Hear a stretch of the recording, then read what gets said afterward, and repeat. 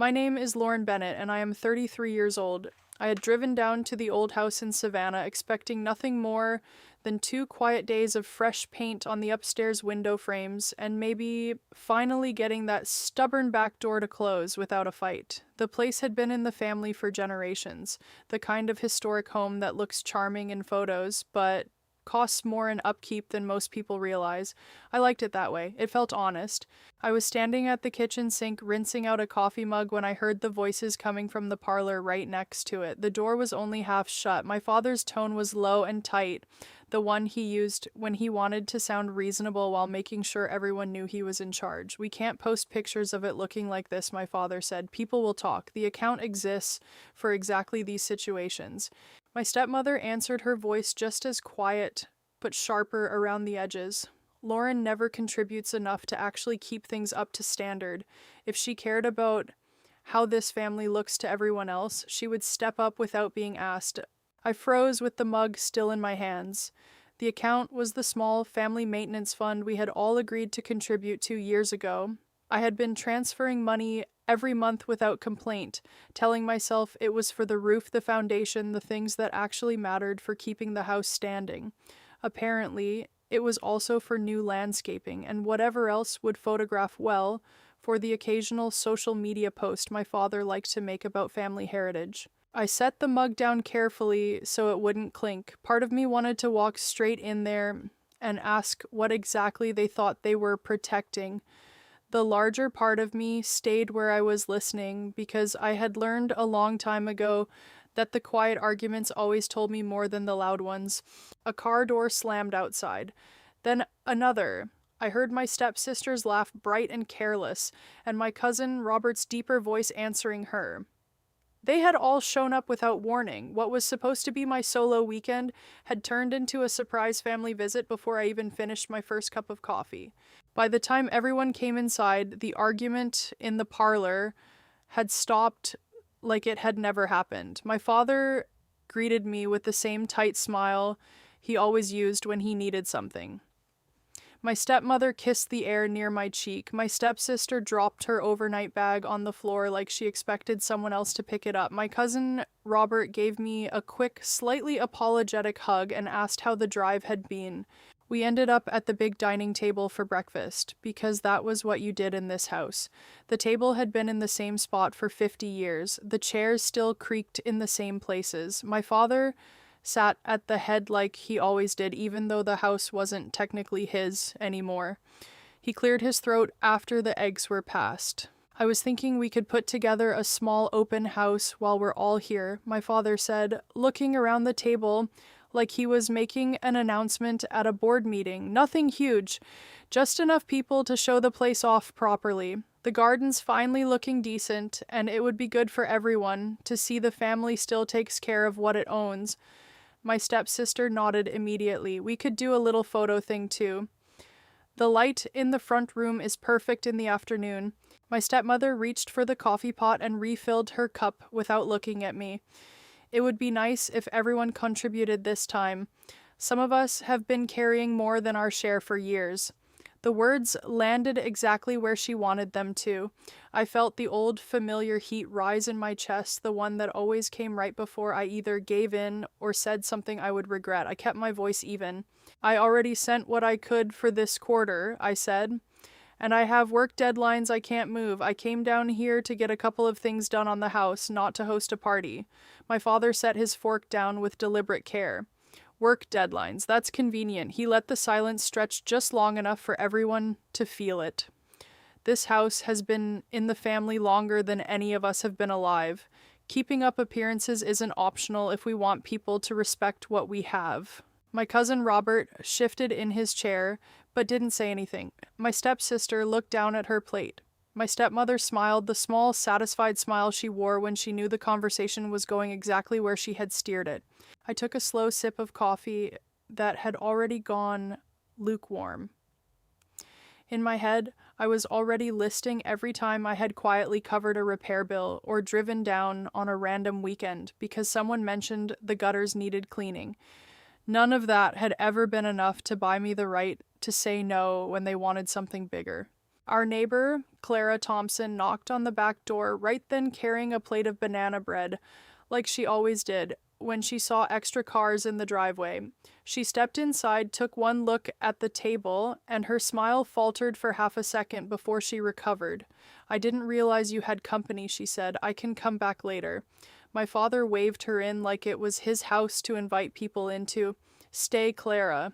We were just talking about how good the place is looking these days." She set the plate on the counter and glanced at me.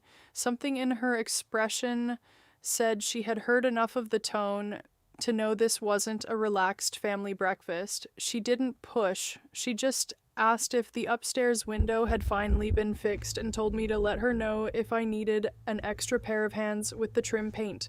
Then she left as quietly as she had come. After she was gone, the conversation picked up again, like she had never interrupted it. My father circled back to the open house idea, with more specifics this time. Names of people he wanted to invite, the kind of food that would photograph well. Every sentence carried the same underlying message: the house, and by extension the family, had to look a certain way, and I was expected to make that happen without complaint. I didn't argue. I nodded at the right moments and let them talk. Inside, the old calculation was already running: how much of myself I would have to give this time to keep the peace, how much of the maintenance fund I had actually been funding versus how much had gone to whatever made them feel successful in other people's eyes. When breakfast finally broke up, I carried my plate to the sink and stayed there longer than necessary, staring out the window at the side yard. The quiet argument I had overheard earlier kept replaying. The account, the appearances, the way my stepmother had said my name, like it was a problem she was tired of solving. I dried my hands on a dish towel that had been in the drawer since I was a kid and walked toward the small study at the back of the house. There was an old roll-top desk in there that still held most of the paperwork for the property. I told myself I was just looking for the receipt from the last window repair. What I found instead was a folder I didn't remember seeing before, tucked behind a stack of old tax forms. The label on the tab was faded but still legible: Family Maintenance Account. I pulled it out, sat down in the creaky wooden chair, and opened it. The first few pages were deposit slips in my handwriting. Then the statement started showing transfers I hadn't authorized. Small amounts at first, then larger ones that lined up with times my father had mentioned unexpected expenses, or my stepmother had posted photos of new patio furniture, or a weekend trip that looked expensive. The dates matched. The amounts added up to more than I had ever been told was in there. I closed the folder slowly.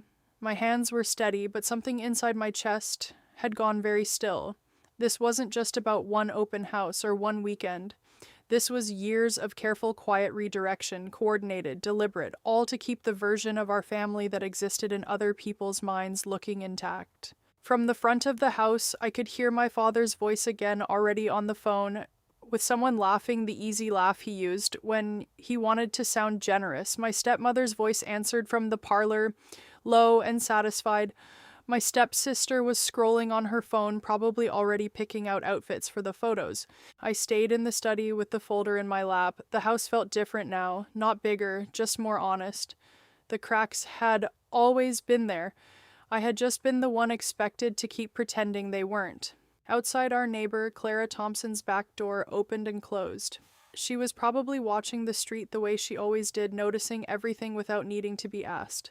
I wondered, not for the first time, what she had already seen over the years that none of us had ever talked about out loud. I didn't go back out to the living room right away. I sat there a little longer, turning the folder over in my hands, feeling the weight of every page that proved what I had already known in my gut but never wanted to name. The quiet argument from the parlor hadn't been about the house at all. It had been about control, and I was done letting them decide how much of me it was going to cost. Later that afternoon, the pressure only grew. My father announced at lunch that I should stay through Monday to help finalize the guest list and arrange the catering, because family comes first when the house needs us. My stepmother nodded and added that it was the least I could do after all the years the family had supported me. My stepsister agreed without looking up from her phone. My cousin Robert stayed quiet but kept glancing at me like he was waiting for me to push back. I set my fork down. "I already told you I have work." I'm not canceling it for a party I didn't agree to host. My father's voice sharpened. You've always been good at disappearing when things need to get done. Maybe that's why the house still looks half finished every time you leave. The old script tried to pull me back in the one where I apologized and offered more money instead. I didn't follow it. The house looks half finished because the money I send keeps getting used for other things. Maybe we should talk about that instead of pretending the only problem is me not giving more. My stepmother's smile stayed in place, but her eyes went cold. That's a very convenient story to tell yourself. We've all sacrificed for this place. You just like to keep score. My cousin Robert finally spoke up. I didn't know the transfers were happening either. I thought everything was going to the house like we agreed. The words hung in the air. My father looked at him like he had broken an unspoken rule. My stepmother changed the subject quickly, but the damage was done. Someone else had noticed the numbers didn't add up. That evening, my stepmother's phone rang while she was in the kitchen. She had left it on the coffee table. The ringtone was loud in the quiet house. She came back in, saw the missed call, and hit the button to play the voicemail on speaker without thinking. My father's voice filled the room before she could stop it. Hey, it's me. Just checking on that transfer from the maintenance account. We need it by Friday if we're going to cover the new furniture and the deposit for the photographer. Lauren doesn't need to know the details. She'll just make it complicated like she always does. Call me when you move it so I can update the spreadsheet before she asks questions again. The message ended. The room went completely still. My stepmother's finger hovered over the screen like she could rewind time if she moved fast enough. My stepsister had gone pale. My cousin Robert stared at the phone like it had personally betrayed him. My father was still in the kitchen and hadn't heard it yet. I didn't raise my voice. I didn't need to. Play it again. My cousin Robert reached over and tapped the screen before my stepmother could stop him. My father's voice came through a second time, clear and casual, the way he sounded when he thought no one important was listening. When it finished, no one spoke for a long moment. Then my cousin Robert said very quietly, "That wasn't about the roof." My stepmother tried to laugh, but it came out thin. It's not what it sounds like. Your father just gets overwhelmed sometimes with the numbers. I looked at her, then at my stepsister, then at the empty doorway where my father would walk back in any second. The coordinated effort to keep the image intact had just played itself out loud in their own living room. The records in the study weren't a misunderstanding. They were proof of something that had been happening for years, while I kept writing checks and showing up and telling myself it was love. I stood up. My legs felt steady even though my stomach had dropped somewhere near the floor. I'm going for a walk. No one tried to stop me. My cousin Robert looked like he wanted to say something, but stayed quiet. My stepsister had gone back to her phone like it could make the voicemail disappear. My stepmother was already typing something, probably a text to my father, telling him to come back inside and fix this. I stepped out the back door into the humid Savannah night. The air smelled like rain and old wood, and the gardenia bush our neighbor Clara had been pruning for decades. I walked down the side path toward the street without really deciding where I was going. My chest felt tight in a new way now, not from holding everything in, but from the sudden space where the old excuses used to live. I stopped at the end of the driveway and looked back at the house. The lights were still on in the living room. I could see shadows moving behind the curtains. They were probably already rewriting the story in their heads, deciding how to spin the voicemail into something that made me the problem again. Our neighbor Clara Thompson's porch light flicked on across the yard. She stepped outside with a glass of something cold and didn't call out to me. She just stood there watching the street, the way she always did, like she had seen versions of this scene before and knew better than to interrupt until someone asked. I stayed where I was for a long time. The folder in the study was still there. The voicemail was still on my stepmother's phone. The numbers hadn't changed. Neither had the pattern. I had spent 33 years being the person who kept the lights on and the checks coming, while they decided what version of our family the rest of the world got to see. The walk didn't clear my head. It just made the next step feel inevitable. I wasn't going to host their open house. I wasn't going to send another transfer without seeing every statement first, and I wasn't going to keep pretending that showing up when they called was the same thing as being loved. Somewhere inside the house, my father's voice rose again, not loud enough to carry outside, but sharp enough that I could imagine the tone. They were already closing ranks. That was fine. I had stopped needing their version of the story a long time ago. I just hadn't admitted it until tonight. I turned and walked back toward the house, not because I was ready to fix anything, but because I needed my keys and my bag. The decision had already formed somewhere between the driveway and our neighbor Clara's porch light. I was leaving in the morning, not because I was running, because I was done letting them decide how much of me this place was allowed to take. The light in the study window was still on where I had left it. The folder was waiting, so was whatever came after. I stopped being the person who made their image look intact. The next morning, I packed my bag before anyone else was up, left it by the front door, and made coffee in the kitchen like it was any other Sunday. My father appeared first, already dressed, already wearing the face he used when he expected to win an argument before it started. "You're not actually leaving," my father said.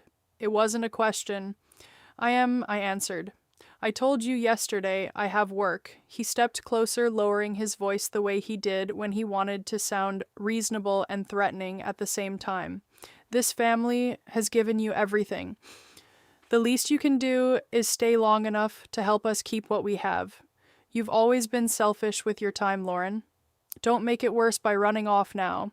My stepmother came in behind him, tying her robe. We all heard that message. It was taken out of context. "Your father was stressed. You know how he gets when money is tight." She looked at me like I was the one who had done something wrong by hearing it. "If you really cared about this house, you wouldn't be threatening to leave over one misunderstanding." My stepsister wandered in, phone in hand, and took their side without even asking what was happening. "Mom's right. You're making it into a bigger deal than it is." My cousin Robert stayed in the doorway, quiet, watching. I could feel him calculating the same way I used to. I set my coffee mug down. "I'm not threatening anything. I'm telling you what I'm doing. And I'm done pretending the maintenance account was ever just for the house. I have the statements. I have the voicemail. I'm not going to keep sending money so you can post pictures of furniture you bought with it." My father's jaw tightened. "Those statements are private family business. You had no right to go digging." "I had every right," I said. "I was the one putting money in." The room went still again. Then my cousin Robert said very quietly, "I didn't know about the transfers either. I thought the money was going to the house like we agreed." Our neighbor Clara Thompson knocked on the back door like she had the day before. She stepped inside without waiting for an invitation, took one look at all of us standing there stiff and angry, and set another container on the counter. I heard raised voices, she said simply. "Thought I'd check in." My father tried to wave her off. "Everything's fine, Clara. Just a little family discussion." Clara looked at me instead. "Is it fine, Lauren? I could have lied. I could have done what I always did and smoothed it over so the neighbor wouldn't have to carry our mess." Instead, I heard myself say, "No, it's not fine. They've been moving money out of the account I contribute to for years, and they didn't want me to know." Clara didn't look surprised. She looked tired. "I've seen your father come out of the bank with envelopes more times than I can count. I figured it wasn't my business, but if you're the one keeping that roof from falling in, then it is my business now." She turned to my father. "You always did like things to look better than they are, Michael. Even when we were kids, some things don't change." My cousin Robert finally spoke. "I didn't know about the transfers either. I thought everything was going to the house like we agreed." He looked at my father, then at my stepmother. "You let all of us think that." The coordinated story they had been maintaining for years was cracking in front of the only people left who still believed pieces of it. My stepmother tried to recover. "This is exactly why we didn't want Lauren making a scene. Now the whole neighborhood is going to hear about it." I picked up my bag. "I'm not making a scene. I'm leaving, and I'm not coming back for weekends. Whenever you decide the house needs another photo op. If you want to keep pretending everything's fine, you can do it without my money and without me." My father moved like he was going to block the door, then stopped himself. "You're really going to throw away your family over some numbers on a page?" I looked at him for a long moment. The man who had taught me that love looked like showing up and staying quiet. The man who had used that lesson to keep taking. "I'm not throwing anything away," I said. "I'm just stopping the transfer." I walked past him. Clara stepped aside to let me through. My cousin Robert followed me to the car. "You don't have to go like this," he said quietly. "We can figure it out." I already did, I answered. Tell them I'll send the rest of what I owe for this quarter, and that's it. After that, they're on their own with the story they want to tell. He nodded once like he understood something he hadn't wanted to see before. I got in the car. Clara was still on the porch watching. She raised one hand in a small wave. I waved back. Then I drove away from the historic house that had never really been mine to begin with. I made it 10 blocks before I had to pull over. The shaking started in my hands, first then moved up my arms, until I was gripping the steering wheel like it was the only solid thing left. Tears came fast and ugly, the kind I hadn't let myself cry in years. Not because I was sad they were losing the version of me that paid for their image, because I was finally admitting how much of myself I had handed over, trying to earn a place in a family that only wanted the parts of me that were useful. I cried until my throat hurt and the windows fogged up. Then I sat there with the engine running and let the quiet settle. The grief was real, so was the relief. Both could exist at the same time. I had spent 33 years believing that if I just gave enough, showed up enough, stayed quiet enough, they would eventually see me as worth keeping for who I was, instead of what I could provide. The records and the voicemail had made it clear they never would, and I was finally allowed to stop trying. I wiped my face on the sleeve of my jacket, checked the rearview mirror, and started the car again. The road back to my own life stretched out in front of me, ordinary and mine. No more surprise visits I hadn't agreed to. No more weekends spent fixing things that would only be used to make someone else look good. No more pretending the maintenance account was anything but what it had always been, another way for them to take while calling it love. I didn't know what would happen to the house. I didn't know if my cousin Robert would keep questioning them, or if our neighbor Clara would tell other neighbors what she had seen. I didn't know if my father and my stepmother would ever admit what they had done, or if they would just find someone else to fund the next round of appearances. None of that was mine to manage anymore. What was mine was the choice to stop, to let the spontaneous weekend visits end, to let the version of me that existed only to keep their story intact finally rest. It felt like losing something. It also felt like air. I drove the rest of the way home with the windows down, the humid Georgia air rushing in, carrying the smell of rain and gardenias and the road ahead. For the first time in a long time, the silence in the car didn't feel like something I had to fill. It just felt like mine. Thank you for listening to my story. If you've ever had to redraw the lines with the people who raised you, comment freedom below. I read every single one.